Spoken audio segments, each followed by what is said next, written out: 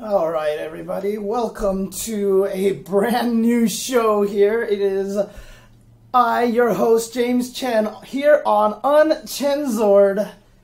That is right. It is time to take the filters off and start. Look, I recently did a solo Chen TV Tuesday show, and people seemed like that they really enjoyed that. And I figured, you know what? Like there are times when I just want to go off on topics, and I just kind of want to go crazy about stuff like that. And so I figured I would try to do a show like this where I can talk about topics and just be unfiltered and just talk about however I want. I'm not going to sit here and swear up and down a storm or whatever like that, but I'm not promising that I'm going to keep anything clean. Let's just put it that way. I'm just going to say what I feel and feel what I say, basically. And right now I feel like I need to keep Indestructible as my main title song and sing it every single time just because that's what I need to do. So, but again, if you guys are just tuning in and wonder what the hell this is basically going to be a solo rant show. Probably not going to last super long, but I just want to talk about a bunch of different topics, go off on random things. You can see right now in the topic list right over here, it doesn't even have to be about fighting games. I'm just going to rant about whatever that's on my mind at the time. So, the topics today that I'm actually going to talk about today are Super Street Fighter V. There was a rumor that was posted on NeoGAF about Super Street Fighter V. I'll talk about that. And then I'm going to talk about my PC woes just because I'm so freaking sick and tired of my stupid PC giving me so many problems. I just kind of really want to rant about that shit. And then also, yesterday I kind of touched on it on the Tuesday show, but I don't feel like I quite got everything out that I wanted to about why blue shells in Mario Kart are the devil and why they should be removed and why they are the worst, absolute worst video game mechanic ever created. And I just want to talk about potentially like how you could maybe make Mario Kart totally esports with just the right balances. So let's go ahead and just get started. I'm going to address this one first here about upset that I have more to say about blue shells. I will never be able to stop talking about blue shells. I really just fucking hate blue shells. Like, I really fucking hate blue shells. I think they are the stupidest game mechanic. I understand what they're for. You know what? I'm jumping too far ahead. We'll get there. In fact, it'll probably be the longest section of this entire show because I have so much to say about blue shells. In any case, let's talk about Super Street Fighter V. There was a rumor posted in NeoGAF that maybe at E3 or something, or maybe way later down the line, because it would kind of be silly for Capcom to announce such a thing right now, is that they might be releasing Super Street Fighter V. And basically it's going to be almost like a relaunch. You know, there's going to be a new UI. They're going to change, you know, a lot of things. They're going to add an arcade mode to the game because they're also going to release the game in the arcade in Japan to try to inject some life into the Japan scene because it's really not doing very well in Japan at all. Because right now they're not able to play in the arcade, and Japan kind of thrives on the arcade, right? So the crazy thing about it is Capcom, when they first announced Street Fighter V, they said that we are not going to release any sort of Super Street Fighter V, Ultra Street Fighter V. We're not making any crazy upgrades like that. And so with this rumor coming out, I've already seen some people talk about how they feel like Capcom is kind of reneging on their promise about that they weren't going to release new versions, that Street Fighter V is going to be the only one that you buy, and pretty much that was it. That was it. You were done. You never had to buy another game ever. And so they wouldn't be making any new ones. So, yeah, a lot of people out there are like, man, that you know, you guys are lying, because what the hell is this shit, right? Like, you're just releasing a brand new game when you promised you didn't. So Capcom is fucking up again. They're just going back on promises, and they're just doing all these stupid things. But look, I just want to give my opinion on this, and there is nothing wrong with Super Street Fighter V, in my opinion. There is nothing wrong with them releasing it because if you listen to what they said, the main thing that they really wanted to do was to make sure that you never had to buy a new copy of Street Fighter V or be separated from everybody else. In other words, remember what happened with Street Fighter 4. They had Super. You had to buy a new disc for Super. There was Arcade Edition. You had to like upgrade it, and if you didn't upgrade it, then the other you would be stuck. And then if you challenged people online, you'd get stuck on the Super version. And then there was AE, and then there was Ultra, and you're always buying these new versions. You're always buying these new versions. The player base would get splintered. They would get fractured if you actually didn't play any of them. That's what they meant when they said they weren't going to release any sort of Super Street Fighter V or anything like that. I'm pretty sure what they meant was that they are not going to try to force anyone to buy anything. The rumors in the NeoGAF thing, and again, these are rumors, so I could be ranting about absolutely nothing, okay? But I'll get into that in just a little bit. I could be ranting about nothing. And everyone's going to be like, shut up, James. You probably know the truth. You've probably played everything. I've said this a billion damn times that Capcom doesn't ever tell us anything.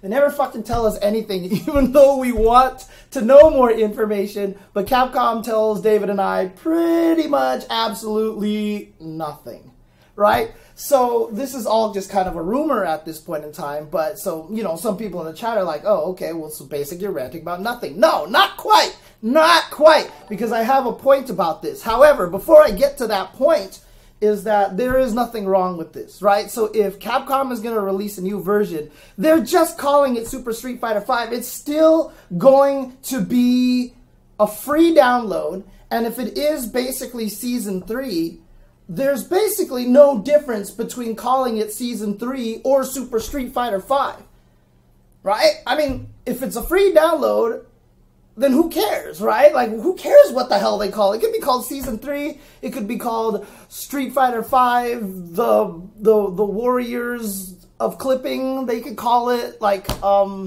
you know, Super Street Fighter. They can call it whatever they want. They can do pretty much whatever they want, right? So, you know what? It's fine. I am perfectly okay with it. Now, I honestly think probably one of the main problems that they actually made was that when Season 2 came out, they didn't come up with a name.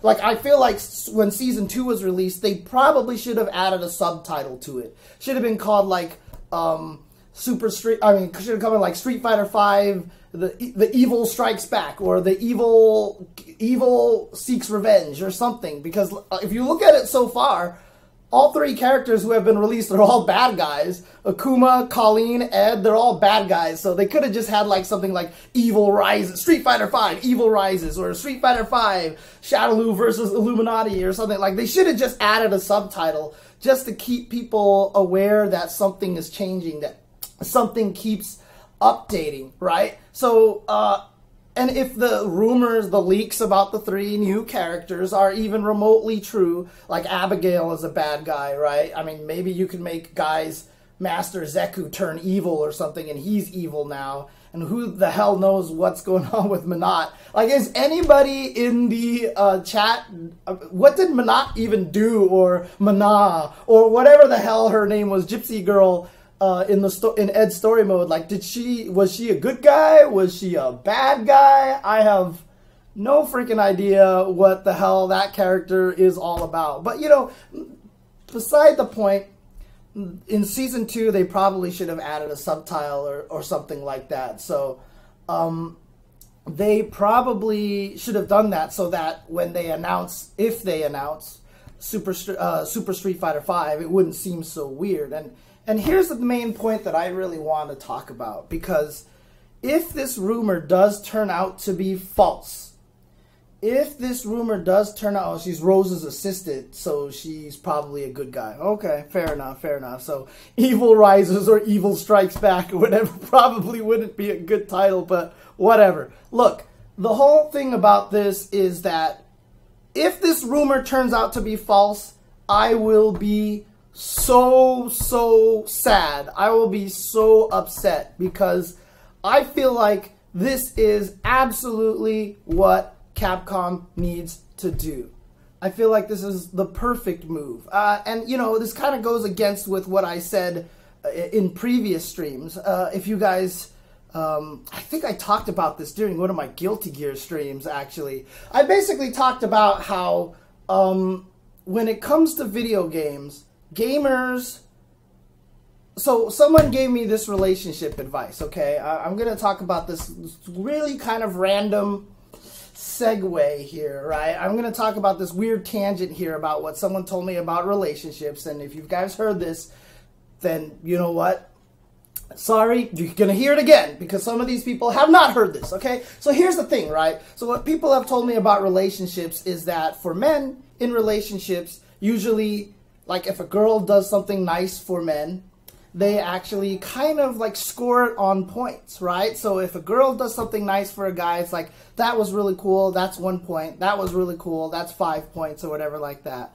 But if the girl, like for his birthday, all of a sudden says, you know what, I reserved you this trip to space camp because I know you're a super sciencey guy and I know you've grown up and always wanted to be an astronaut and gave up your dream, so I'm sending you off to space camp. Here's this amazing trip. Like, I have planned this all out. I've bought all your tickets. I've already arranged days off with your boss and all this stuff like that. Guys are just going to be like, holy shit, you are the fucking bomb. That's like 1,000 points. I love you to death, right? All right. Now, here's the other thing. For women on the opposite side, if a guy, like, asks her, like, how was your day when she comes home from work, that's 1 point, right? If you give her flowers, that's 1 point. If you plan the most romantic weekend ever, that's 1 point, right? If you help go with her shopping and keep her company at the store, it's 1 point. Everything is 1 point, right? Everything is 1 point. So it doesn't matter how big of a thing that you do for the other person. It's just 1 point. You just get 1 point, and that's all you get, right? So here's the thing. Here's the thing. Gamers, when it comes to video games, are like girls, okay? I'm just gonna say it. Gamers, when it comes to video games, are like girls. Here's the thing. If you come out with a giant story mode in Street Fighter V where they're trying to fight for chess pieces for some god unknown reason, and you spend all this effort to make this crazy story mode, gamers will give you 1 point. They just give you 1 point, right? If you fix Ken's face in training mode, gamers will give you 1 point. If you let second player rematch, gamers will give you 1 point. That's the way it works. You don't actually need to go and hit the home runs a lot of the time. You don't have to. If you do the small things, gamers love you for it. I basically shit myself when I went in Guilty Gear Xrd Rev 2 and there was the ability to change your training dummy or who you're using in training mode from the training menu. You change the characters, you hit back, and all of a sudden the game reloads and you have new characters. You don't have to go to the character select. Like, I saw that and I was like, this is so great. This is the most fucking brilliant thing that you've ever put in the game. Guilty Gear Xrd Revelator 2 has an FAQ section where they teach you, like, what if I want to play offensive characters, all this stuff like that.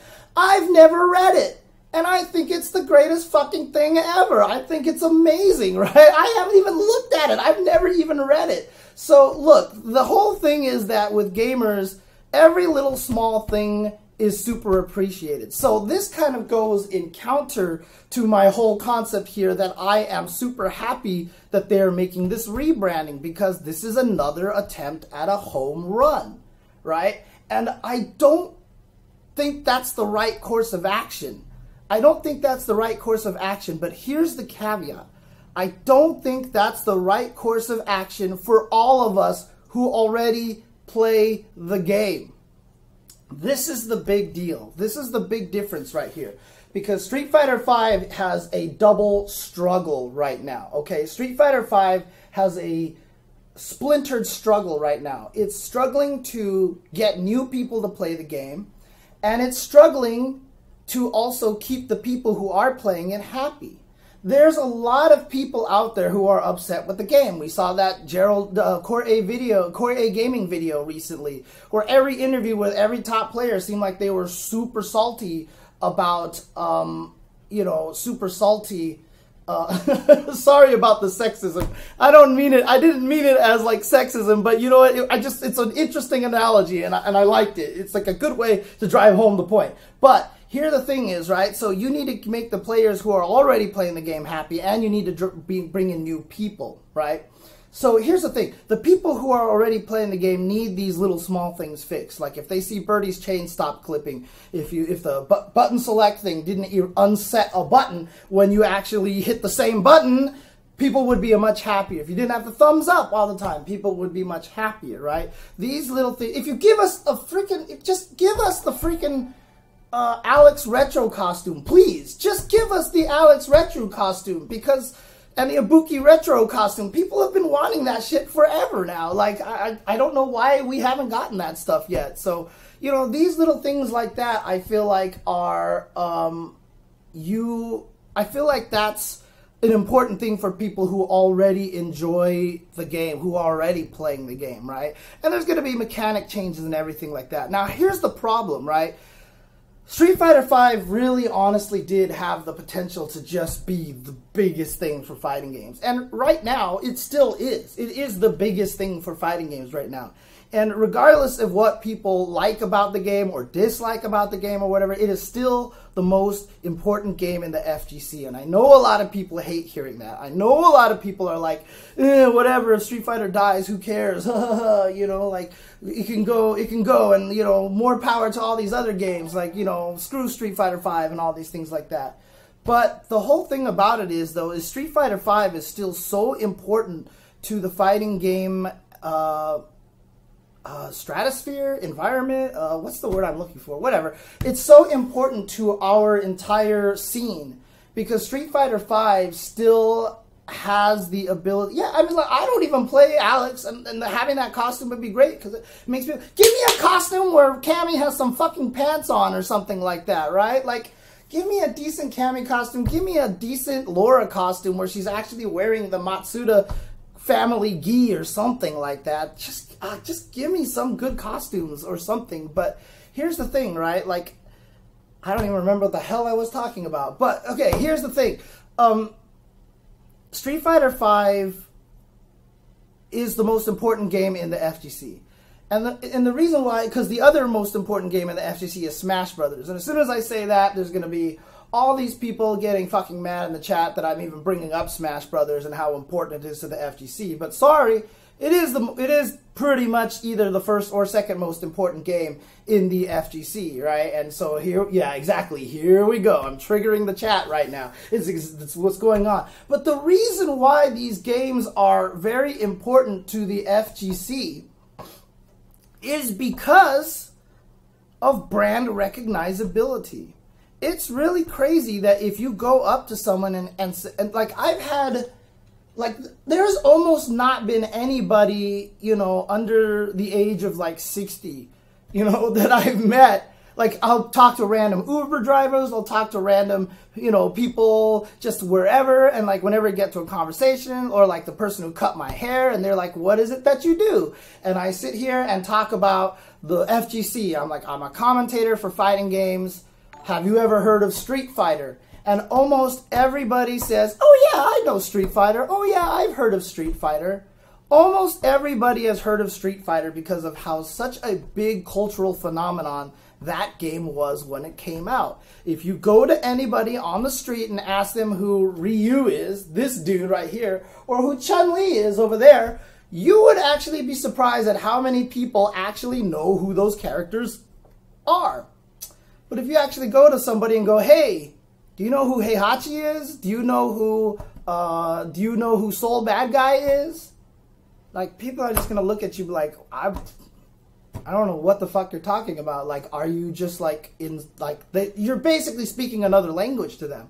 So this is why the Street Fighter is so important, and why Smash also is important, because everybody knows Pikachu, right? There's not a single person on the planet who doesn't know who Pikachu is, or Mario, or Zelda, aka Link, right? Everybody knows about those characters. Yeah, Tekken, maybe there's a lot of people who do kind of know it, but I just don't think it has quite the same appeal that Street Fighter has. And shout out to Mr. Bloodberry. Thank you for the subscription. Much appreciated, as always. So here's the thing, and that's why Street Fighter is important. So it's important that Street Fighter stays relevant in the FGC. Yeah, I know there's a lot of people out there that say that they won't miss it. Who cares? Let's let other games take over. But it just won't happen. It won't happen unless it's Street Fighter, Smash, or perhaps Mortal Kombat. Mortal Kombat definitely has an opportunity, but because of the violence and because of the fatalities and stuff like that, Mortal Kombat can never really become mainstream. Like, you're not going to put it on TBS and show people, you know, getting their face sliced off like bread, right? Like, you just can't put that shit on TV because, you know, moms and dads are going to freak out. So you can't actually, it's going to be hard for Mortal Kombat to achieve that kind of level of success. So Street Fighter and Smash Brothers are probably some of the most important. So the thing about it is Street Fighter V had the potential to, in my opinion, be one of the biggest things, one of the most important things. Street Fighter V came out. I don't need to talk about its release. Everybody already knows the troubles that it had, the problems that it had. And by the way, every game has it, right? I mean, look at Tekken right now. I haven't even been able to play that game online because the network's not working. But, you know, Tekken is an amazing game. It's not Street Fighter V, so it gets a pass, right? So, but that's neither here. That's none of my business. In any case, Street Fighter V is important. So the reason why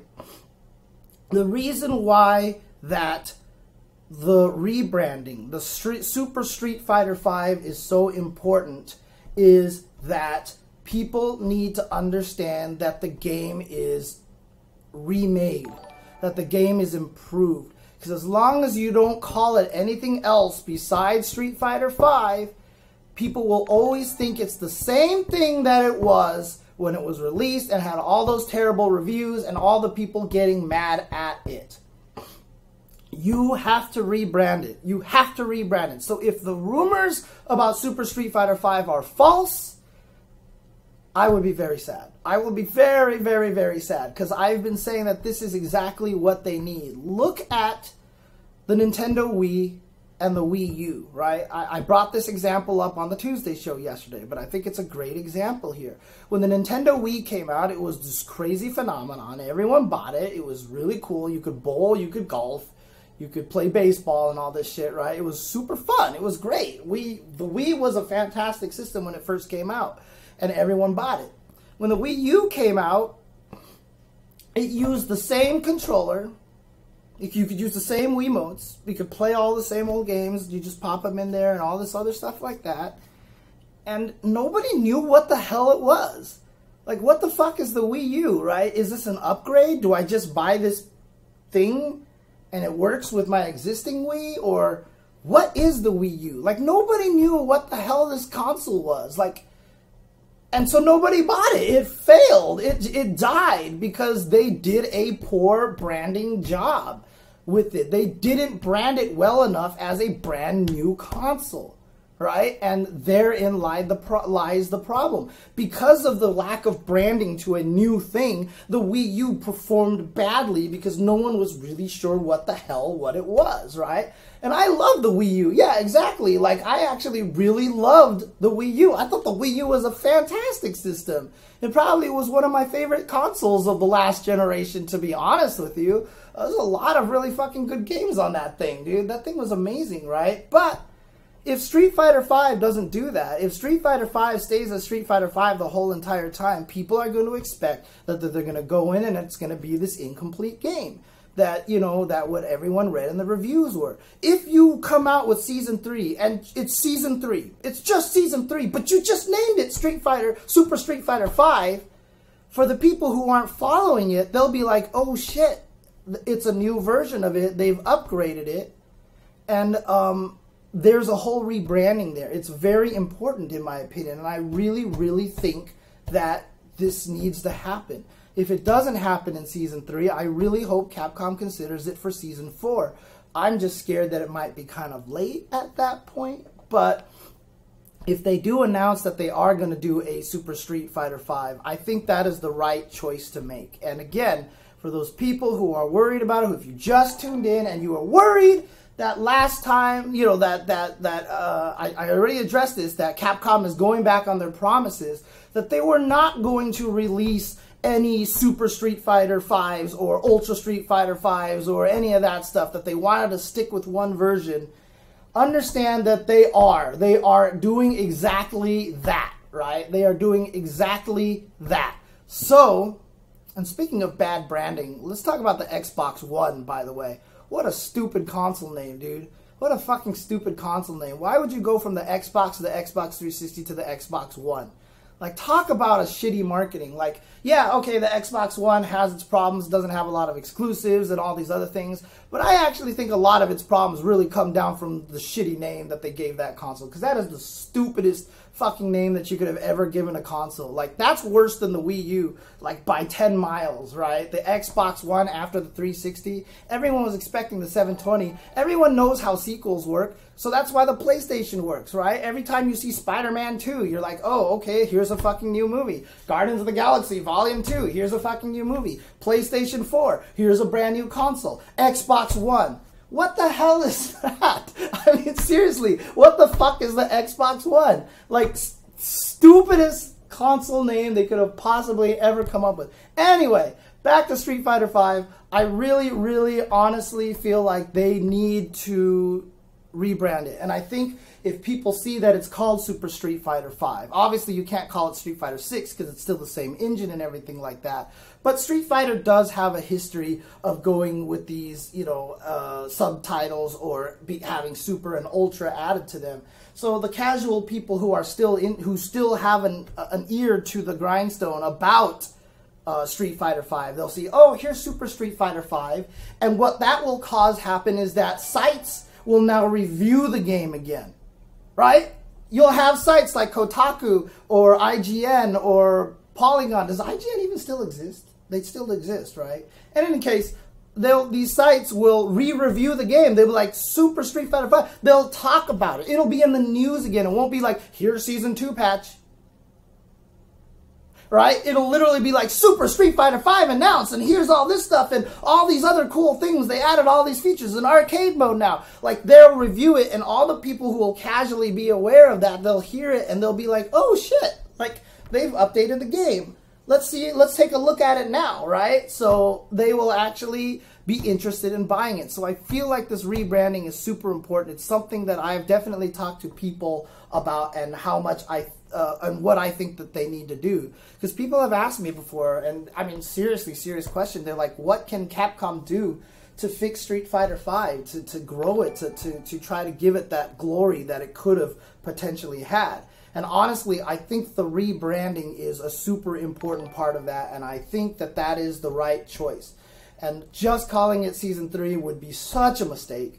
Like, I don't think that that would be a good idea. So, yeah, exactly. They'll release a new disc, but if you own Street Fighter V, it's like Guilty Gear Xrd Rev 2, right? You can buy the brand new game, but you can also just upgrade it. And that's what I did, and that's brilliant. That's genius, right? But a lot of people, like, think about what that did, right? I had so many people, when I was sitting here talking shout-outs to Yona Mine, Yon Anime, for the subscription. Much appreciated, sir. But, like, think about, like, so I'm a huge Guilty Gear fan. I was sitting here talking about Guilty Gear Rev 2, play it, Guilty Gear Rev 2, coming out, Guilty Gear Rev 2, and everyone's like, should I just wait for Rev 2? I haven't bought Rev 1 because I'm just waiting for Rev 2. I got that comment from a lot of people. And I was like, just get Rev 1 now because you can upgrade. They're like, you can? That's crazy. Okay, I'll do that, right?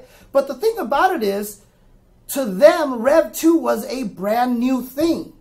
The fact that you can upgrade it didn't remove from their brain that this is a brand new game, that this is something new to play, that there's something different about it. So they were willing to wait for this and get this version. So if you brand Street Fighter V as Super Street Fighter V for Season 3, if you call it Super Street Fighter V, a lot of people will have the exact same feeling, right? And if you already own it, heck, Rev 1 to Rev 2 cost me $20. If Season 2 to Super Street Fighter V, aka Season 3, is free, like the rumor said it's going to be, that's even better, right? It's win-win for everybody. So I think that this is the right move. I do not think this is a mistake. I think Super Street Fighter V is a great idea, and I really, really hope it is something that they're going to do. And if it's not something, if Capcom's reading these rumors and going, what the hell? Where the hell do these rumors come from? All these rumors are shit. We would never do such a thing. I really, really hope they reconsider. I really, really hope that they sit back and go, you know what? Actually, this would be a really good idea. Let's do this. So if it's not real, I hope Capcom takes it and does make it real. Yes, they would. Okay, the new characters would not be free. Yes, of course. It'll be the same thing as it was before. But if it came as a disc and had all of Season 1 and Season 2 characters in there, that'd be fine, right? That'd be perfect. That'd be a perfect way to reintroduce people back into the game. So...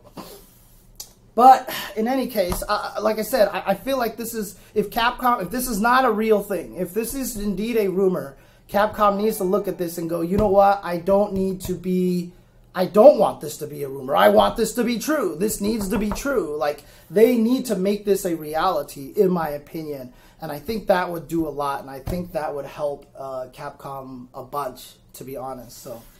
any case, I ranted way longer about that than I had planned to. There's a lot of tangents that I went on and stuff like that. But I'm going to go on so I'm going to take a quick break. When I come back, I'm just going to go on a small little rant about my PC, just because I'm so fucking sick of my computer. But like, and then after that, I'm going to be talking about some Mario Kart shit. And then after that, if I have some time left, if I feel like continuing going, you know what, I'll rant on anything that people want to ask me in the chat. I think that would be fun, just to, if people wanted to give me a topic, and I can do like ranting every so once in a while. But I will be right back. When I come back, I'm gonna move on to. I just need to rant about my computer because I'm so mad at my computer right now. So when I come back, I'm gonna get into that. But I will be right back, guys. It's actually pretty funny. Like, I know it's probably because everyone just wanted to hear my Street Fighter rant, but, like, I lost, like, a bunch of viewers, but I'm just going to pretend Indestructible chased them off, so that was probably pretty accurate. So, Indestructible is a pretty... that can definitely chase people away, but, dude, that song is so terrible, but at the same time, it's so amazing. Like, it's just one of those things where, if anyone's watch the movie Swingers, great movie, by the way. You know, there's that one line where, you know, he's talking about what it feels like to get over a relationship, and once you get over it, it's kind of like the pain is always there, but once you're over it, you kind of miss it, you know, like, and then Mikey was like, you really miss it? And the guy was like, yeah, you kind of do. And when you actually, like, remember Vanilla Street Fighter 4 when Indestructible came out, like, everybody was like, oh my god, this song is so bad. What the fuck is this garbage on this song? Like, this is the stupidest, like, this song is terrible. And then when Super came out and it was gone, everybody was like, I want Indestructible back. I mean, because it was actually so good. Oh, man. But yeah, in any case, I talked about Super Street Fighter V rumors. I just addressed that, and I do think it's kind of important. I really hope they do that. But one thing that I just wanted to talk about very briefly is just my PC woes, because if you guys were watching the Tuesday show yesterday, it started like 15 minutes late because my PC just fucking blue screened on me all of a sudden in the middle of the nowhere. And then for some reason now, I have no idea why, but like every time I try to log into the Unchen's TV account, it gives me this whole... we can't load your profile, so here's a fucking temporary profile, and like all of my links and all my setups and all of my settings for XSplit are all gone and everything, and I had to like quickly jerry-rig up and recreate the environment as much as I could just so I could stream, and it's like fucking driving me nuts, right? And then, you know, invariably I get all this shit in the chat with people like, man, we need to do a GoFundMe to get James a better computer and all this shit like that. But look, dude, I'm still on Windows 7. I think this is part of the problem. I need to fucking migrate to Windows 10, but I'll get to that in just a little bit. But here's the thing, right? Like, this computer is really brand new. when I needed to stream, I switched from my MacBook to a PC, and I bought the PC from scratch. I had Mondo, aka IE Battlegrounds, aka one of the most awesome dudes, one of the most knowledgeable streamers out there, one of the hardest working guys in the FGC. He was the one who picked out all the parts for me. And he actually, like, he picked out all the parts, all top of the line shit. Everything was like all the latest. And I spent a fucking fortune on this computer, and I put it together, and it's great computer. I don't know what the fuck is wrong with this thing. It just, like, I just keep running into stupid problems on it all the time. And I feel like this happens to me whenever I put a computer together. When I actually just go and buy an already made computer, it feels like it works a lot better. I run into less of these problems, but when I actually build my own computer, I run into like stupid more problems like this. This thing is like 2-3 years old now. I mean, yeah, that makes it obsolete in computer terms, but it's not like it's a shitty ass like fucking E-machine from like 1994. I don't even know if people even know what an E-machine is now at this point in time. Like, yeah, I need to do a fresh install. But I'm scared because, like, I'm going to fresh install and then I can't get it to work. And then all of a sudden the Tuesday show's coming and I'm not going to be able to stream. And it's all going to be like, ah! And it's going to be a whole nother problem in any case. But, oh, God, that computer is driving me nuts. And that's the other thing, too, is, like, you're supposed to upgrade it to Windows 10. And I wanted to upgrade it to Windows 10. Don't get me wrong. I had every intention to. But there was one day I turned the computer on, getting ready to stream the Tuesday show. Tuesday show was an hour away. I'm sitting there and I'm ready to stream. I'm setting everything up, and then all of a sudden that thing pops up and is like, your machine is upgrading right now. And I was like, no, I have to fucking do a show. Don't upgrade right now. Like, what the hell are you doing? So I was like, cancel. And it's like, you can't cancel me. And like, shit wouldn't go away. And I was like, I don't know what the fuck to do. And so like, I went to the task manager. I killed all sorts of shit. I rebooted it in the middle of all it. Like, I did all this stuff just to prevent it from upgrading right there in that moment because I needed to do the show, right? Since then, the upgrade has been completely borked. Like, I cannot fucking upgrade this machine anymore. So after that, when I was done with the Tuesday show, I was like, all right, Windows, you win. I'll upgrade you to 10. So on Wednesday, I'm like, upgrade. And they're like, failed. I'm like, upgrade, failed. Go to the web. Here's the error code. Do this workaround, failed. Okay, try this workaround, fucking failed. Like, everything failed. I cannot upgrade it anymore. So I was like, fine, I'm just going to stick on freaking Windows 7, right? So I stayed on Windows 7, and just recently I was like, you know, this stupid temporary profile shit apparently seems to only happen on Windows 7. So I was like, all right, I'll upgrade to Windows 10 now. So just this morning, I tried to upgrade to Windows 10, and it was like, failed.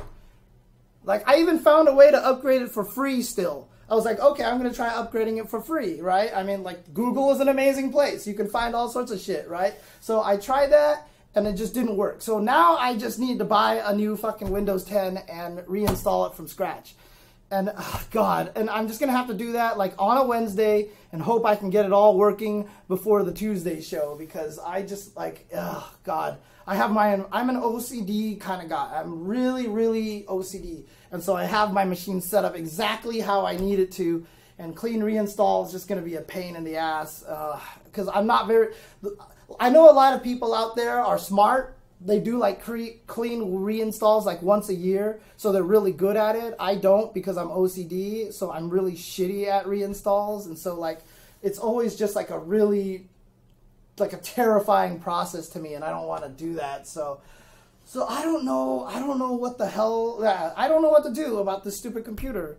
Like this computer, and I just keep running into problems. I don't know what it is, and it's like this computer is actually a really, really nice machine. It's not a terrible machine, but for some reason it just keeps borking on me, and it's driving me absolutely nuts. And it's like, it sucks. But I just wanted to like clear up that like my computer is not old. The computer is actually a decent computer, but it just doesn't want to fucking work for some strange reason, and it's driving me nuts. So I don't know if anybody out there is like really good at diagnosing PCs and wants to come and help me with that. I mean, sure, I'd be more than happy to have someone come and try to help me figure it out. I have done all sorts of things to this machine. It was slowing down at one point. We were having really terrible streams because it was like all choppy. So I bought new hard drives. One of my hard drives started dying, and I've changed this part. I've changed that part. I've bought an external audio card for like whatever, with whatever esports pennies we get from the Unchen's account and everything like that. And so, dude, I have put so much work and effort into this stupid machine, and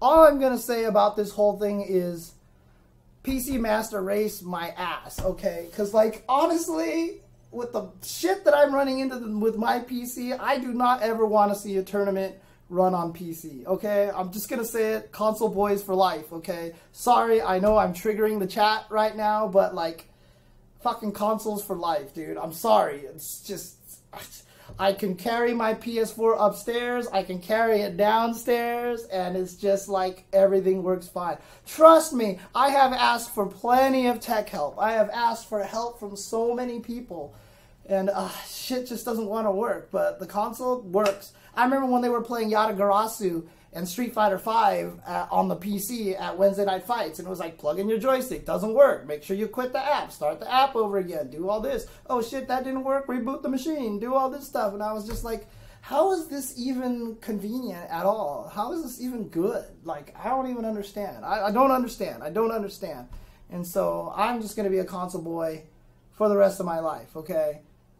Console boy for life. I grew up on consoles, and that's all it's just what I'm going to do. I'm sorry. I'm not a PC person. I will buy games on Steam to support them, but I will play all my games on a console because that's who I am. I am a console boy. So, yeah, I don't know how PC tournaments work on the system and stuff like that. That's just really crazy. It's really crazy. But, yeah, I really need to reformat my computer, dude. I need to fucking fix that. It's just driving me nuts. I haven't done a fresh install in a really long time, so in any case, that's enough. That's enough. Dude, my MacBook Pro is amazing, dude. I love that laptop. But and it's funny because that's how I stream my casual streams upstairs, you know, when I'm streaming and I'm giving my cat's belly rubs and stuff like that, and I'm giving my cat's headbutts and fist bumps and stuff like that. I stream on the MacBook up there, and most of the time it streams pretty flawlessly. So I replaced the MacBook with this PC to have it be more powerful and to run into less problems, and so far there have been less problems on my MacBook streaming than there have been on this PC, which is the irony of the whole entire thing. Yeah, fresh installs aren't more than a weekend's work, but like I said, I'm super OCD about things, so it might be a little bit harder for me just because I have to tweak everything just right, but I really need to fix it. Look, Crimson Dragoon, you say puppers are better than kitties? It's not true. It's not true at all. And in fact, kitties are not better than puppies. They're both amazing. I love both. If my place was big enough for a dog, the size of the dog that I want, I would have a dog. Trust me. I would have a dog and I would have 2 cats. And if my place was big enough, I would have a few birds. I would probably have a pet sea otter. I would probably have a lion or a tiger running around somewhere in there. I would have a giant fridge with some penguins in there. I would probably have a sloth. An armadillo. Oh, fuck yeah, I would have an armadillo. Dude, I would have pretty much every single animal on the planet because I just fucking love animals, dude. I love animals. Like, animals are the greatest. Dude, I just saw a video where a lady is in the ocean and she's petting sharks. Like, she's fucking petting sharks. And I'm the person who sees that video and I'm like, I want to pet sharks. I want to fucking pet these sharks because that looks so adorable. Like, the sharks were swimming up to her and, like, he was just getting pet on the head and another shark swims up and is like, please pet me. And then she starts petting the other one on the head. Like, that's amazing, dude. I want a turtle. I want everything, dude. I just want animals. I've always said if I somehow ever became blisteringly wealthy for no reason whatsoever, I would own a zoo. I would have a zoo, and I would own a shit ton of figures, because I would just buy every figure out there. Like the freaking 1/3 Chun-Li that just came out, like the crazy Camis that just came out, and they just like, I think a Kai Keys like is coming out or something. I don't know. I would just own like fighting game figures all over the place. So it's not even anime figures. It's just fighting game figures. I just love fighting game figures. It's just all I want. I have an obsession with fighting games, and so like I just want fighting game characters everywhere. In any case, so. But in any case, that's enough about my PC woes. Just wanted to get that out there because I just wanted to set the record straight. My PC does not suck. It's actually a good quality PC, all right? So, but in any case, man, I'm debating whether I want to do this or not. Yeah, I'm going to take another quick short break, and you get to listen to me sing the Indestructible again. Or, okay, wait, hit 1 in the chat if you want me to sing Indestructible. Hit 2 in the chat if you want me to sing Birthday Train. Okay, so that's your choice. It's either Suffer or Suffer. Okay, it's one or the other. 1 for Indestructible, 2 for Birthday Train. So when I come back, you're gonna hear my rant about blue shells. So be right back.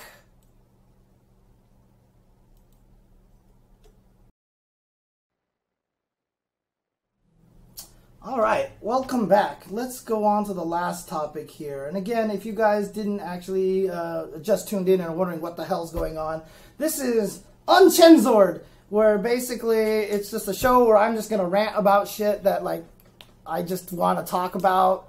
And so today I talked about the supposed Super Street Fighter V rumors. I just talked about my PC troubles.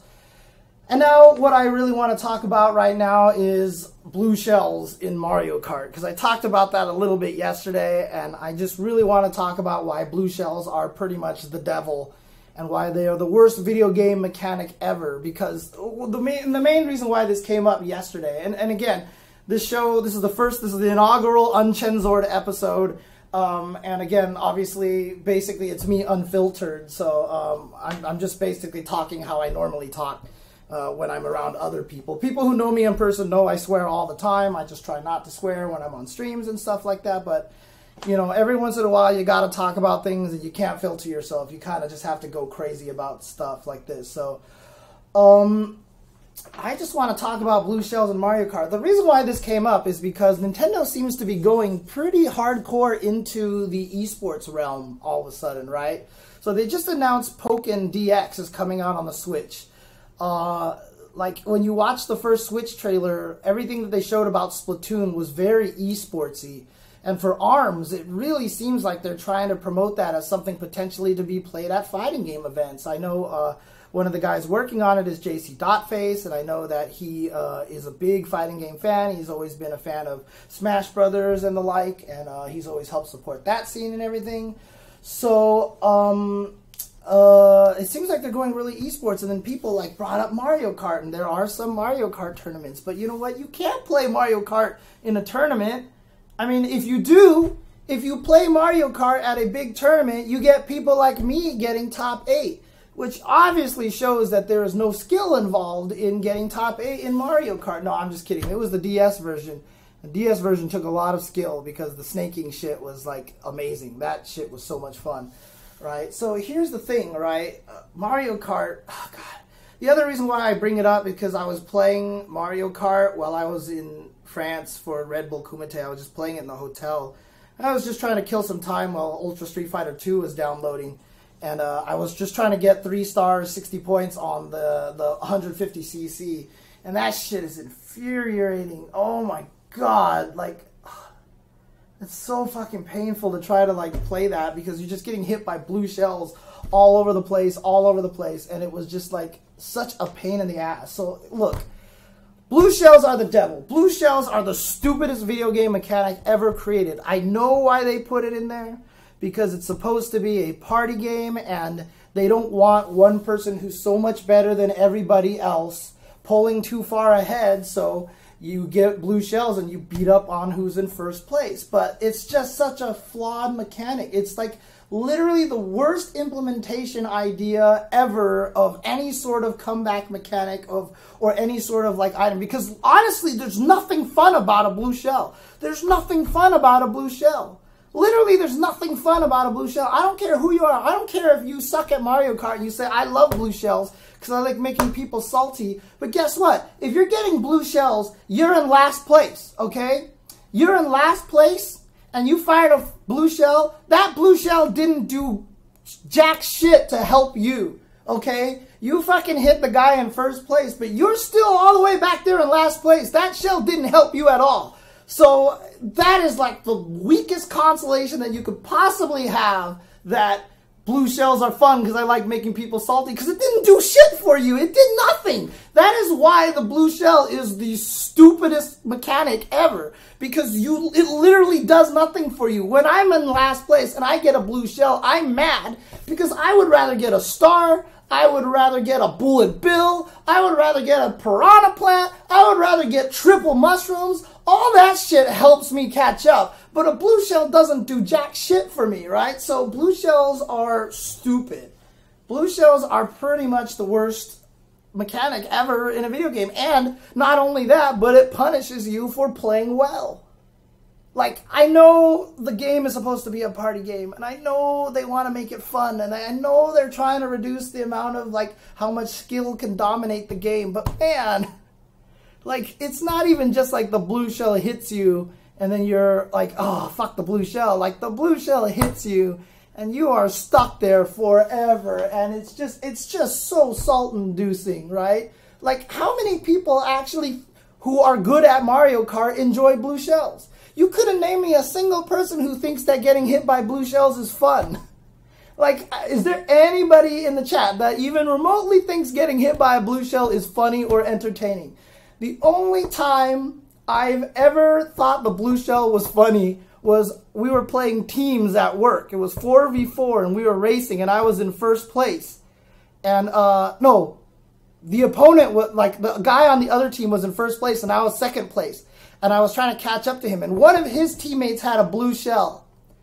And the guy's like, are you in first place? And the guy's like, yeah, I'm in first place. Don't fire the blue shell. Don't fire the blue shell. So I'm sitting there following behind him. And all of a sudden, out loud, I yell, yes, I passed him. I'm in first place.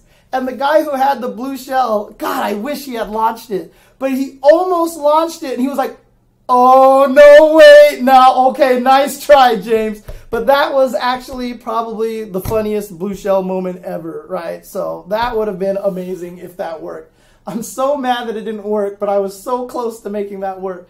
But outside of that, like, I just think that blue shells are stupid. I do think the blue shells in Mario Kart 64 were better, but they could even be more what they want without making them so stupid, right? So I'll explain that. I did this on the Tuesday show yesterday. Kind of went over this concept of how I would balance the blue shell, because there is a way to balance the blue shell, and the blue shell is actually strangely really well designed to be balanceable, right?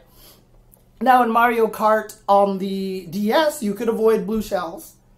And we'll get to that in a little bit, because dodging blue shells in Mario Kart DS is like one of the most fucking euphoric things ever. Whenever you dodged a blue shell in Mario Kart DS, you were like, I am a god. Like, it just felt really amazing. Double dash, I know you could, but it had to be like a perfectly timed mushroom boost. I need the Game 2K in here because he, aka Glenn Cravens, another top 8 Mario Kart DS finisher at EVO. He dodged a blue shell in front of me when I was in second place, and I was really salty right at the end of the track. It was like third lap. We were right at the end. I heard the blue shell. I'm like, yes, I'm going to win first. He dodged the blue shell, and I was like, I fucking hate you. I hate you so mad. I hate you so badly. But, yeah, double dash, you could definitely escape them as well. So, in the new Mario Kart, there is a red horn that will destroy them. And I think that's a cool thing, but I think it's too blatant of an anti-red shell weapon. Now, the interesting thing about anti-blue shell weapon. Now, the interesting thing about the blue shell, like, let's think about how it's designed. You fire it, it flies into the air, it flies all the way until it catches up to first place, hovers above first place, drops, has a giant explosion, the initial impact bounces your car up, and then there's a radius of, like, energy, like an explosion area, that if anybody else touches it, they spin out. This is very important to understand, that there's an explosion and there's also a radius thing that causes people to spin out. Because I think that's a beautiful mechanic that allows it to be balanced. Now, in the original Mario Kart 64, when you fired a blue shell, it would just follow the track. It was a red shell that was in... No, it wasn't even a red shell. It would just follow the middle of the track. just followed the middle of the track until it got to first place and hit him, and it just knocked him over like a red shell. It didn't have an explosion, it didn't have any extra damage, or it didn't make you slow down in particular. It just hit you and you tumbled, and that was it. If I really feel like Mario Kart would be so fun if you created a tournament mode for that game.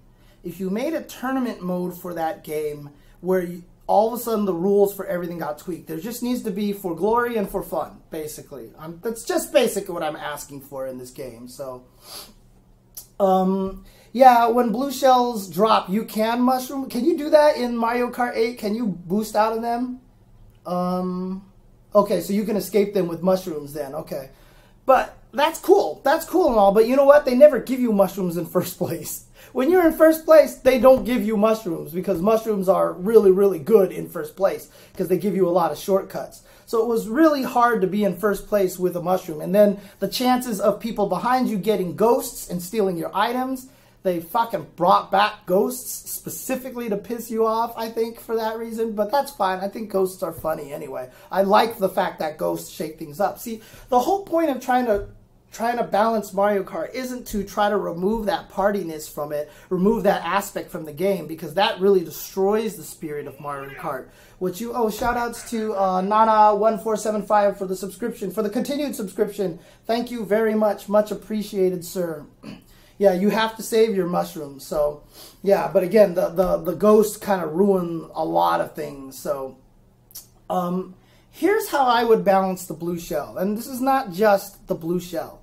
There's so many things that you can do to this game to make it so interesting. And I love so many things about what Mario Kart has done in previous genres. And I want to bring them all back together. So what I would do for a blue shell is I would make it so that when you fire it, it's like Mario Kart 64.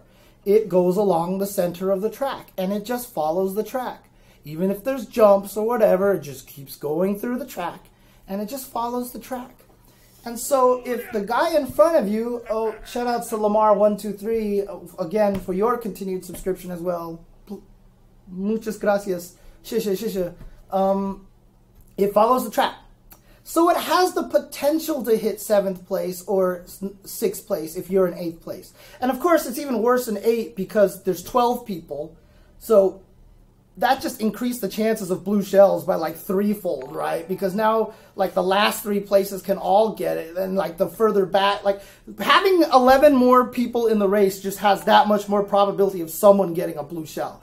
And that is just really, God, it just made it worse. It was lightning, blue shells, blah, blah, all this stuff, and it's just really, really annoying. So what I was thinking is that blue shells need to follow the track, and every person that it passes, the blue shell grows. So if you fire it in 11th place, if it hits or passes 10th place, it grows. And if it hits or passes 9th place, it grows again. And it keeps growing so that basically it gets really gigantic so that it's hard to avoid the blue shell when you're on the track. Now this is kind of antithetical because you're like, but wait, James, this doesn't make any sense because that now hurts 2nd, 3rd, and 4th place, and the guy in 1st place isn't going to be as effective. 2nd place is not going to catch up to him as badly, right? So, I mean, look, I can play a racing game that just rewards racing, but Mario Kart has that enjoyable factor of the craziness in there, right? Like, I like that part. I like that part about Mario Kart. I just think that blue shells are overdoing it, right? So the blue shell's going to keep growing, and then if it hits 2nd or 3rd place, it just tumbles them a little bit. But then as soon as it passes 2nd place, if it ever passes 2nd place and gets to 1st place, it takes off and starts flying like it used to. And then it'll drop and explode the guy. Now, I actually kind of want to increase the impact of the blue shell. If you get hit by the blue shell, it should pop you up really high. You should land, tumble for a little bit. Your character should go wow, wow, wow, wow, wow, wow, wow for a little while, and then you can drive. So if 2nd or 3rd place get hit by the shell, you still suffer maybe twice as much delay time as the other guys, right? And so the reason why that I want this is because I'm also going to create a bunch of anti-blue shell mechanics, all right? So here's the idea. So the blue shell goes forward, grows as it passes everybody, so it has a chance to hit everybody. So you can use it as a tool that helps you when you're in last place. It can hit like maybe 6 people on the way to first place, and that now it actually benefits you. Now you will actually be happy if you get it if you're in last place, especially if you're following the guy in front of you and you can try to hit him. Like if he's driving in the middle of the road or you know he's about to make a crucial turn, you can fire it and it'll go around the curve. At the same time, the guy is trying to boost around the turn, and he's just going to be like, oh shit, blue shell, and now if I boost here, I'm going to run into it, and then they fly off the track. It's just like a good way to mess them up, and then it keeps going forward and has the ability to hit a bunch of people like that, right?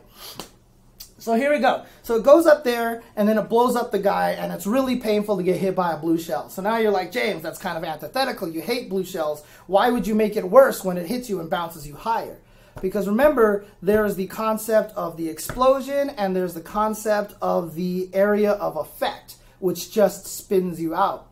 So what I would love to have happen is that all of the items that you can get are not like, I don't want to make it so that if you're in first place, you never get a star. I don't want to make it in first place that you never get a bullet bill. I don't ever want to make it, I just want to make it so that the effect is changed. The star already does this. If you are in last place, same thing with bullet bill. If you get those items and you use them when you're in last place, they last way, way longer than when you use them when you're in second place.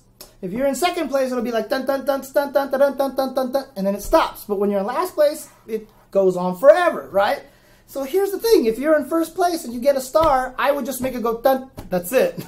That's it. You're invincible for a frame, or like maybe like 10 frames total or something like that. So now what happens is if someone launches a blue shell at you and the blue shell starts hovering over your head and you have a star, you can time it so that you can activate the star right when the blue shell hits the ground. You'll be invincible. You'll avoid the explosion. You'll run out of invincibility, get hit by the area of effect, and spin out. So you still get hit. You can't avoid it. You can just lessen. You can lessen the impact of it. This is the kind of thing that I want to have happen. This is how I want to make it so that you could still have the items and not make it so that like it's so random. There's adding kind of like this little bit. Yeah, it's a just frame star parry essentially. There was also something in Mario Kart 64. I don't know if you guys remember this at all, but Mario Kart 64, as far as I remember, I think it was only Super Mario Kart and Super Mario Kart 64 that had the musical note. If you guys remember, you could actually be driving straight, hit a banana, and your car wouldn't spin out right away. It would start doing this wobbling thing, and if you tap the brake, your character would have a little musical note pop out on your head, and then you would right the ship, basically. You would be fine. This only worked if you drove straight into the banana, though. This only worked if you drove straight into the banana. If you were turning and you hit the banana, no, fuck it, you're done. You spin out and you're done, right? Take that concept and think about now dodging blue shells in Mario Kart DS.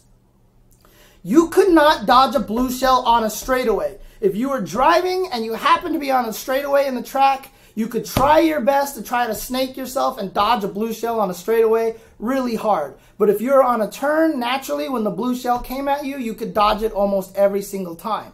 So, oh, GBA version had that too. Okay, so there is this concept of being able to dodge a blue shell during curves, being able to musical note things on straightaways, etc., etc.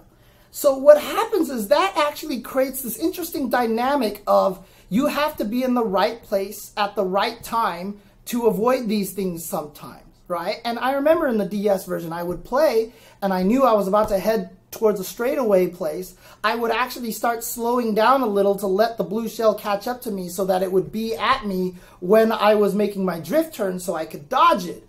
And that actually took a lot of strategy and skill, but I still had to slow down to do it, right? But there's kind of this strategy involved now. Do I slow down? Do I just keep my lead as far as I can and get hit by the blue shell? You have to weigh out the pros and cons of the whole entire thing, right? So here's the deal.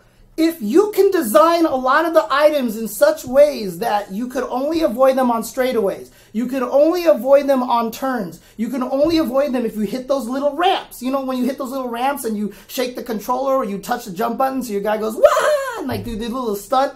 Like, if there was, like, a certain kind of red, like, if red shells didn't chase you up those things well, like, you would jump and the red shell would just pass under you and blow up or something, so you could only avoid red shells if you had no bananas trailing you on jumps or something like that. If you can create this concept so that only on certain parts of the tracks that you could avoid certain items and balance the items around that, that would be fucking fantastic.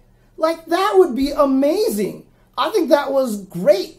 You know, like, I think that would be really cool. So, like, so, like, there's red shells that you could dodge only on turns because you have to mini boost it. Like, it's similar to dodging blue shells was in DS. Banana peels, if you happen to hit a banana peel on a straightaway, you can musical note it. But, that's why you would plant bananas on turns as much as possible. You know, it just adds this kind of level of strategy to it. And in a way, you could make Mario Kart still fun. You could still make Mario Kart, but there's this level of strategy and skill that gets added to it, and I think that would make the game super fun. And yes, absolutely too complex for a party game, but fuck that. Like I said, there's a for glory mode and there's a for fun mode. You make the for fun mode that everyone, make it so that the tournament mode is only accessible via a code, okay? Make it so that you can only tap a code in order to get tournament mode, that only the people who want to compete about this know about it or something like that. Like, I just feel like there is some really, really cool ways that you can make this game fun because, I mean, people have seen the infamous GIF, right? People have seen the infamous Mario Kart Wii GIF with the Daisy, or is it Princess? The Daisy or Princess on a motorcycle. And it is the most I mean, like, I watched it and I laughed. And it was, oh God, that clip, oh God, I need to find it. I need to find that clip because you need to watch that because, like, I don't even know how to find this thing. I don't even know how to find this clip here.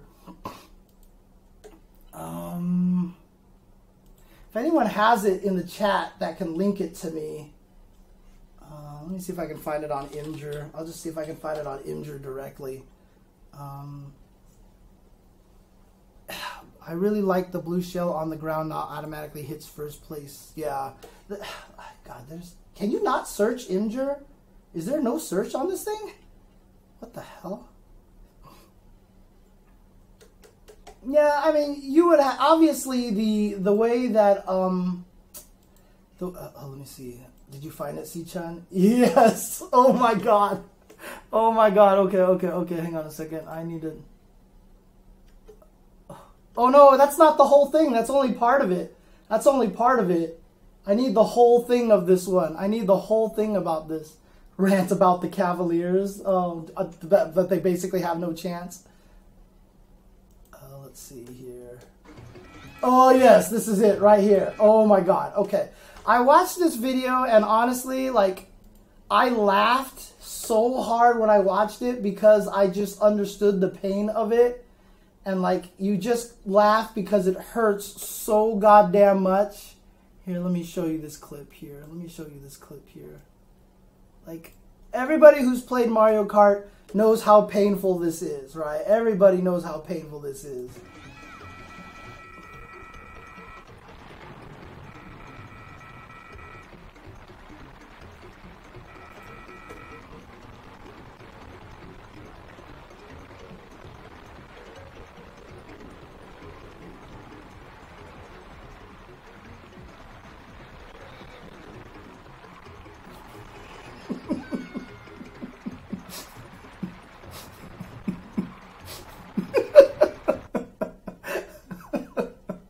And that is absolutely the best part, is that after the clip is over, he just lands and he just doesn't even move.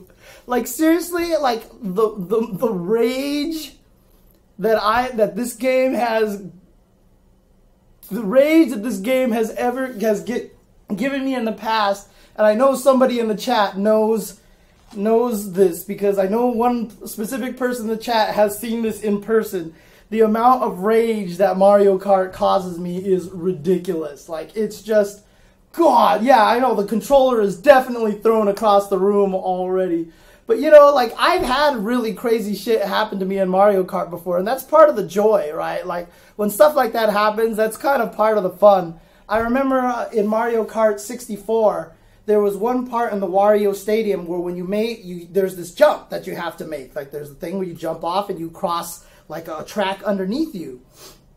But if the opponent knew you were at that point and they had lightning, they would save lightning, activate lightning, your car would shrink so that you wouldn't actually be able to make that jump. You wouldn't be able to make that jump. So you would actually play, watch the mini-map, see when someone's about to get to that jump, activate lightning, and basically screw them over, right? So I was in first place one time, and if you remember, when you get hit by lightning and you get shrunk, cars can run over you. And when they run over you, they do this thing where you go flattened, and in Mario Kart 64, you would get flattened and turn to paper, and you'd do land, and whoop, you come back, and then you could drive over the thing, right?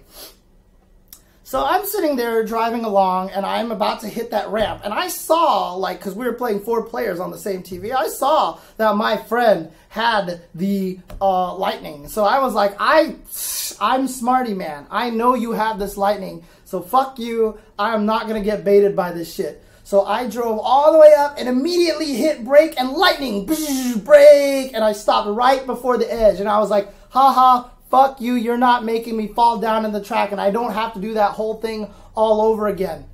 And then the person who was in second place drove by and smacked into me because or it might have been the guy who activated lightning because everyone else would have been shrunk. So he actually came around and hit my car while he jumped over that ramp. And so he actually flattened me, but the act of hitting me actually pushed me over the edge when I got flattened. And that's when I found out that when you do this thing, it's not for a fixed amount of time. You actually do this until the game detects you reach the ground, and then you grow back to normal size. So he hit me over the edge, I was flattened, and it went boom.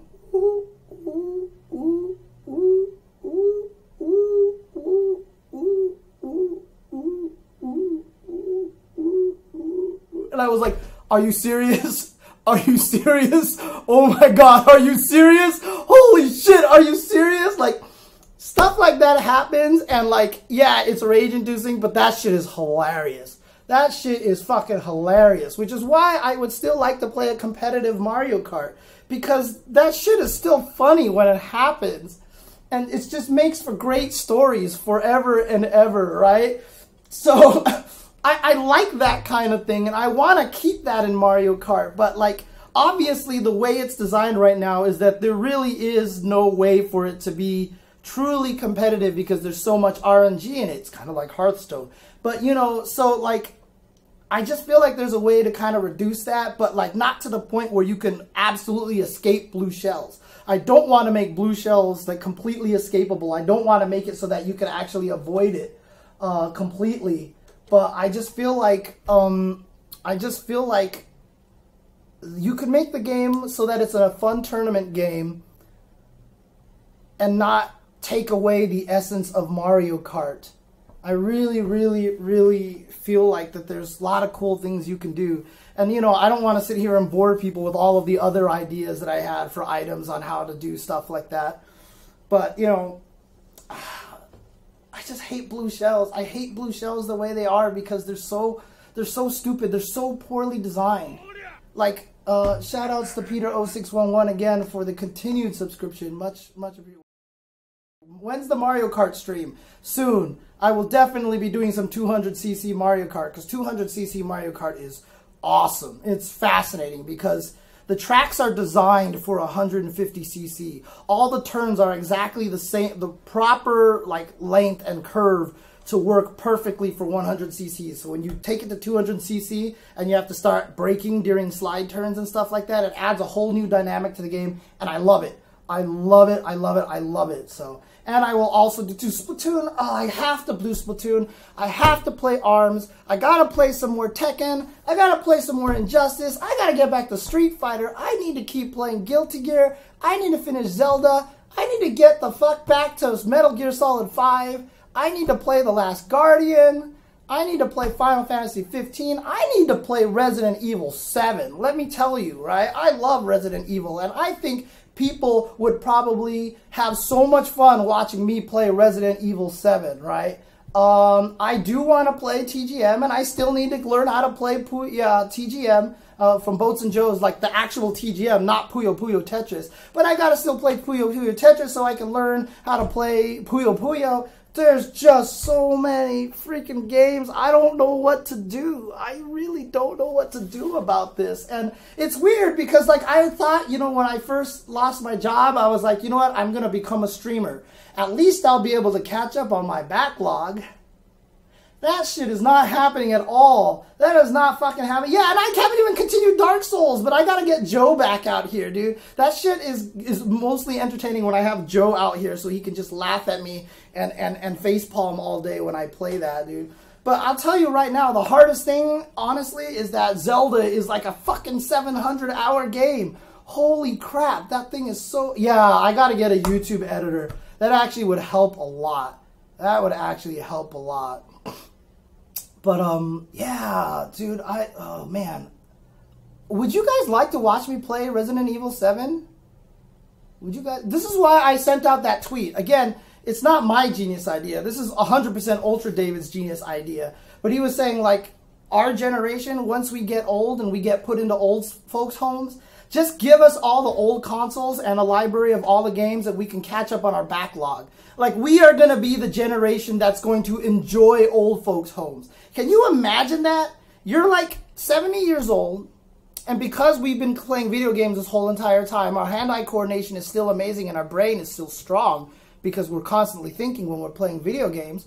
We're just going to be sitting there all day playing video games, and someone's going to come and hand us a tray of food, and then we're going to eat.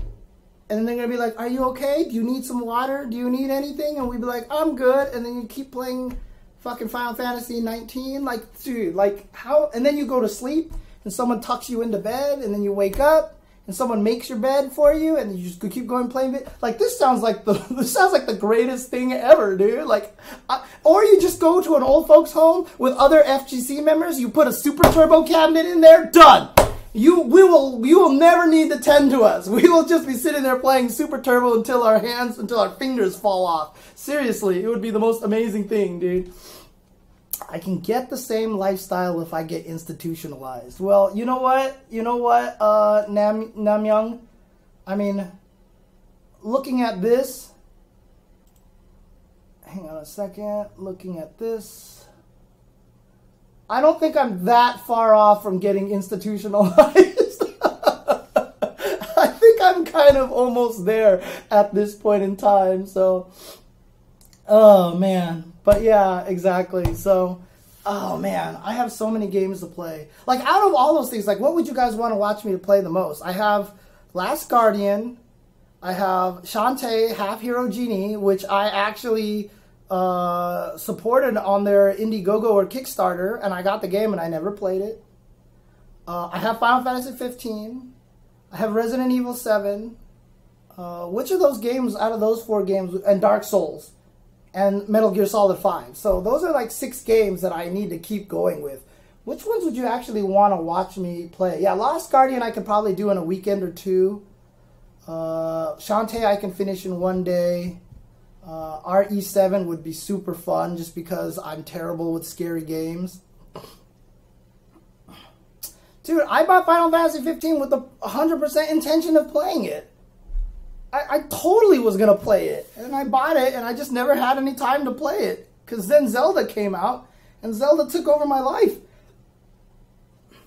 I see a lot of votes for RE7. Okay. That might have to be the next game, but I might just do Last Guardian and Shantae first because I could get those out of the way in like 2 or 3 weekends, and then maybe I'll move over to RE7. So, man, a lot of people are upset about FF15. It sounds like, dang, a lot of people are really hate are hating on Final Fantasy 15. Wow.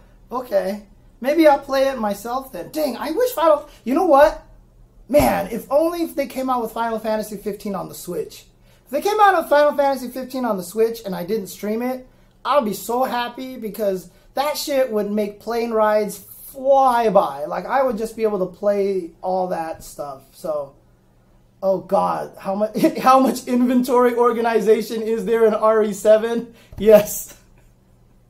God, Investigation Cone knows all too well. There was the one Resident Evil 0 game where they did away with the the item chests because they just gave you enough items to last you in the game. But I'm one of those people that like maximizes games.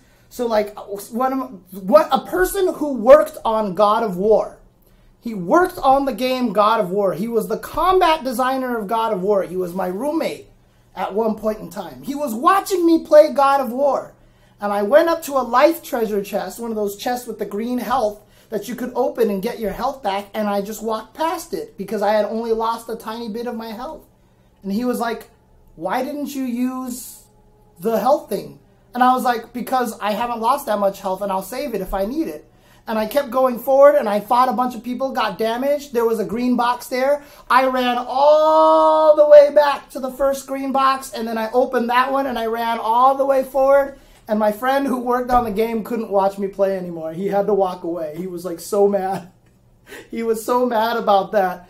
And that's just how I play video games. Like, I maximize shit like that. Yeah, see, Siege Toe completely understands. He completely understands. And so, when I played Resident Evil 0, I would go to a safe room where the monsters would never show up, and I would put all the items in that room on the floor. And I would play the game, and as soon as I got to the next room that was kind of a safe room, I would run back, pick up 8 items, run back to the other room, drop 8 items, run all the way back, pick up another 8 items, run all the way back. And I just did that for like 20 minutes. And like my friends who were watching me play were just like insert meme picture like right now. Like seriously, it's sorry. Sorry, Wex. I will play Tekken 7. I swear, I will play. What's FTL? For the loss? For the lose? For the loose? I don't know what FTL is. Yeah, I overstock in every game. That's just how I play. Totally. Yeah, Jackie Chan. That's the perfect picture right there. Faster than light. What the hell is faster than light? I've never heard about that. I've never heard of that game. Roguelike spaceship game. Interesting. Huh. That would be interesting. Okay. I'll check it out. I'm assuming it's only a Steam game, right? It's only a Steam game. I need to add more emotes, dude. I am definitely not adding enough emotes. I apologize to the people who subscribed.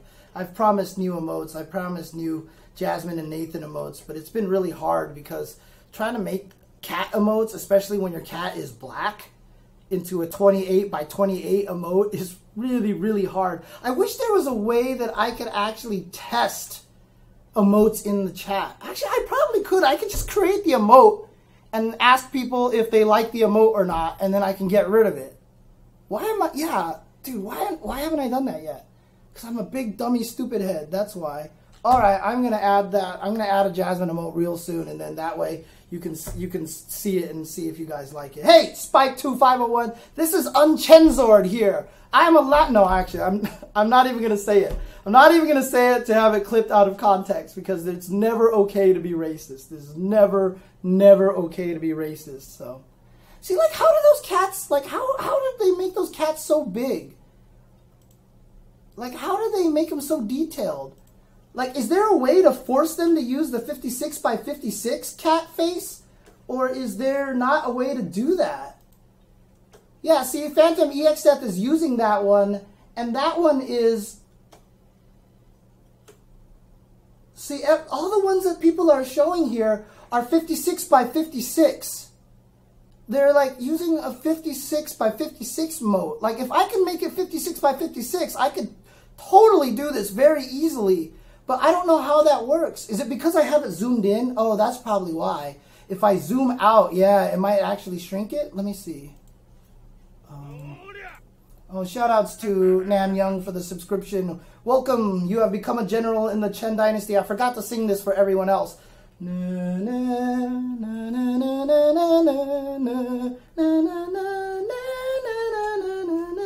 No, it's still 56 by 56. How do you do that? Because, like, if I do, for example, if I do that, that's a 28 by 28 emote, right? That's a 28 by 28 emote. And I have a 56 by 56 one uploaded. So how do you change it so that you can actually force a 56 by 56 emote? Because if I can make a 56 by 56 emote, I would have emotes all ready to go right away. Well, the Pizza Cat one is 28 by 28. I don't understand. I wish someone knew how that worked. Like, if I don't upload a 28 by 28, would it actually only use the 56 by 56? I'm not sure. How does this work? Like that heart, the Yama Yama Yama one, the face with the heart, it's 56 by 56. I don't know. I really need to know how to do this. I really need this because... So if you scroll up, the face with the heart, the scaredy cat from Phantom EX Death, like the come on bruh, and then like the Pikachu cat and all that stuff like that, those are 56 by 56. If you right click it and copy them and then paste them into Photoshop, they're all 56 by 56. So I don't know how that works. Like I said, all my emotes are 28 by 28. So if I delete the 28 by 28, does that force them to use the 56 by 56? Oh, no, wait. Actually, my Chengasm is 56 by 56. Why is Cappuccino 28 by 28, but Chengasm 56 by 56? I'm so confused. Huh. The plot thickens. The plot thickens. I'm gonna do some research on this. I'm gonna check that out. I mean, I'm at zoom level. Oh yeah, you're right. I was at zoom level 110. So now if I copy the image, it's probably 28 by 28. No, it's still 56 by 56. Alright, I'm going to figure some shit out. Okay, I'm going to figure some shit out. I will get you some Jasmine emotes very soon. I will try to do that as soon as I can. And then I have an awesome idea for Nathan emote. And I will get that for you guys soon as well. And I have some other emote ideas. And you know what? What I can do is, shout outs to TX3017 for the cheer. Much appreciated, sir. But I can probably just throw up a shit ton of emotes and just have it so that people can just test them out. And I'll just take polls on them from time to time. Let me know if you like those emotes or not, etc., etc. But in any case, wow, I've gone on way longer than I thought I was. I said this was going to be about an hour show, and I've gone on for about an hour and 40 minutes already. But I mean, I enjoy the tangents. Before I sign off for the day or anything like that, is there anything that anyone wants to ask me? Like, is there anything else that someone wants to hear me rant about and stuff? 56 is an unlucky number in Chinese. No, that's not true, Mr. Henry. You know that. You know that. Yeah, see, that dog is 28 by 28. That's weird. Hardest rage moment. It's hard for me to narrow that down.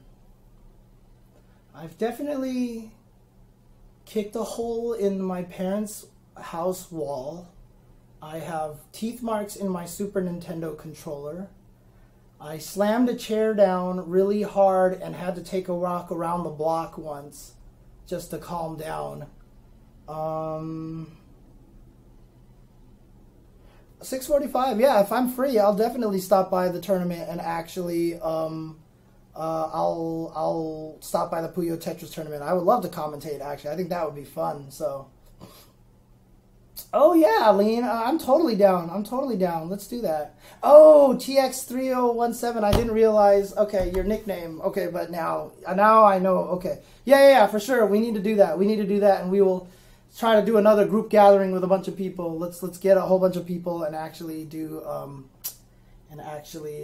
like maybe go to B Suite again and grab some more of those bread pudding.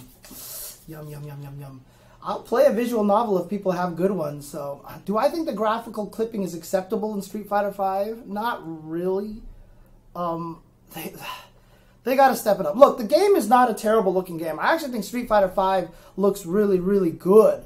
However, I do think that the clipping kind of robs from it a little bit, and then also the camera angle and lighting, stuff like that. Like, one of the cool things is, if you saw, like, they've actually been able to take the KOF models and put them into Street Fighter V.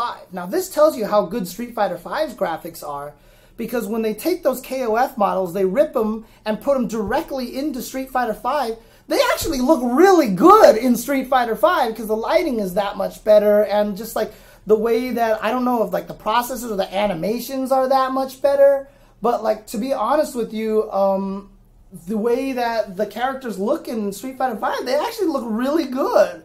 Yeah, like the Angel Armika looks really, I mean, it's the same model. They just ripped the model and threw him in there, and it was actually shockingly really good looking. And so it's just it's a sign to you that KOF, the graphics aren't bad. There's just a few things that they need to tweak to make it look better. Street Fighter V obviously looks a lot better than KOF 14, but it's still not good. Like, compared to Tekken, compared to Xrd, like, Tekken and Xrd are the two most beautiful fighting games on the planet right now. In fact, I personally think Xrd might be one of the most beautiful video games ever made. Because the one thing I'll tell you this, okay, so now here, I'm going to unhighlight this rant because I'm obviously not ranting about this. So this is going to be an impromptu rant. Let me do this here.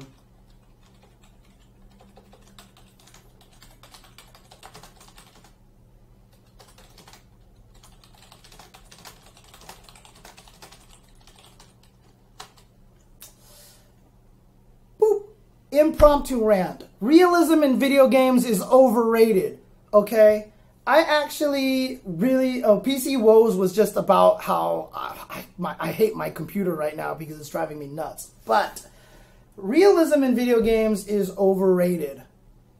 Like, I fucking can't stand that. Like, the way that, like, people are obsessed with trying to make everything look as realistic as possible is really, really annoying. And that's why Guilty Gear is so amazing, because they specifically used amazing graphics to recreate a style of something during a time when graphics weren't as good.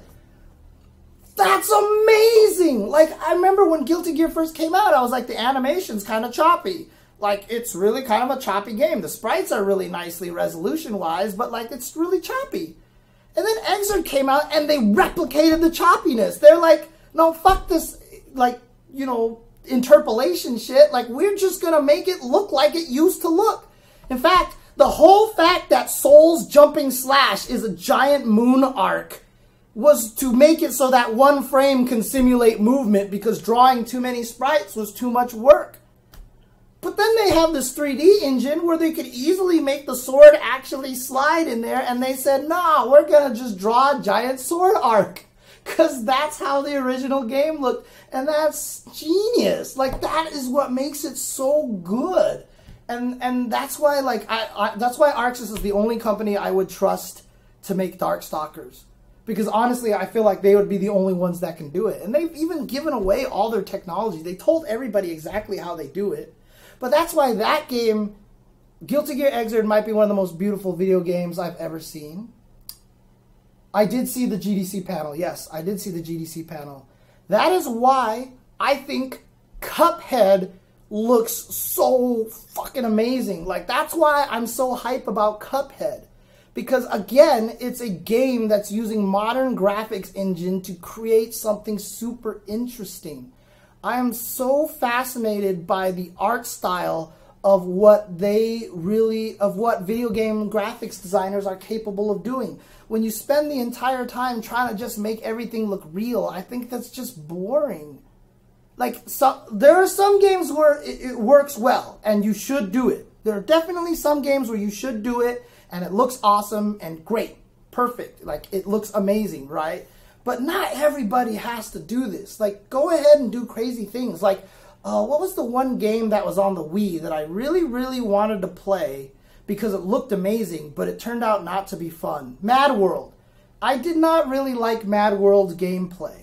But that game looked amazing, so I really wanted to play that game. I love the graphic style for Mad World, but I really just didn't enjoy it very much. I didn't feel like the game was fun. I didn't like the system, how they wanted you to kill everybody in a variety of ways to get more points and stuff like that, instead of just letting you play and finding things like that. So Tekken 7 is trying to replicate realism in a lot of ways, but I mean, there's a dude with a cat head, and like Jack is like a robot, and you fight a panda bear. Like, I mean, it only goes so far. Let's just put it that way. It's just like it only goes so far. So, yeah, and Tekken 7 definitely has a very, very specific style to it now, and they've kind of maintained that.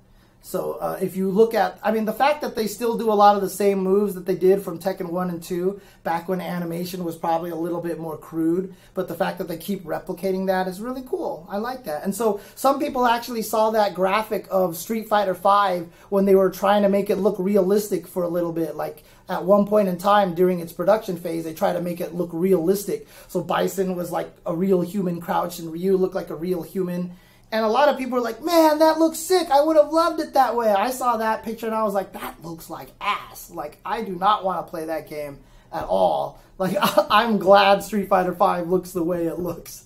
Because to me, Street Fighter V is about that kind of iconic, cartoony looking kind of characters. I prefer that way more. I prefer that way more. So, but in any case, that was my impromptu rant. I am not all that enamored with realism in video games. I much prefer, you know, trying to do something stylized. I always get interested in games when they do something really, really cool with the graphics and with the style. Those are my favorite games for sure. Let's see here. Okay.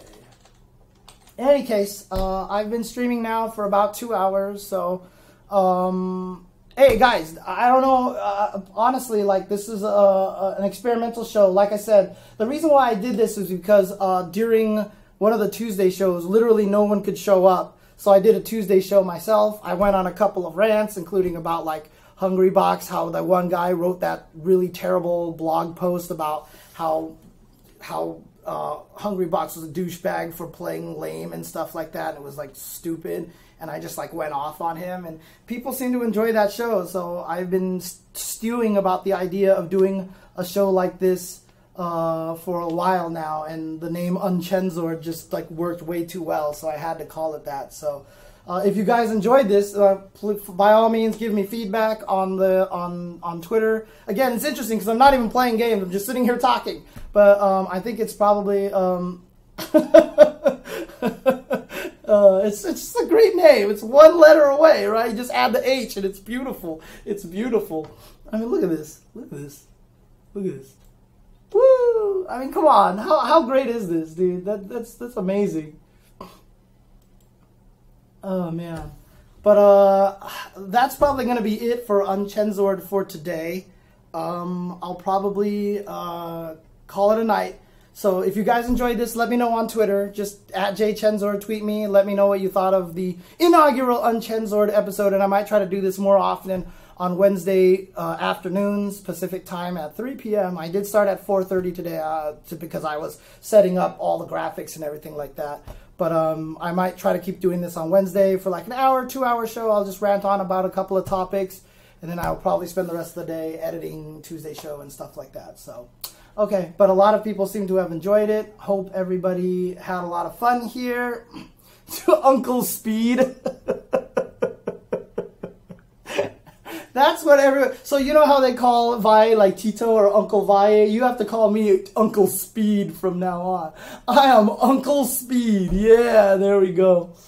But yeah, no. If you guys enjoyed it, just like I said, let me know on Twitter and everything like that. And so that'll be it. I'm gonna post this on YouTube. I will definitely post this on YouTube. But I joked about my sign off on that Solo Chen TV episode, but I figured I would save it for here. So I guess hope you guys all enjoyed the show. Like I said, let me know. All of you take care of yourself, and for everybody out there, hang on a second. I have a Tito Speed. Tito Speed is the way that it needs to go, yeah. But in any case, take care, everybody, and suck my nuts, assholes. Peace out.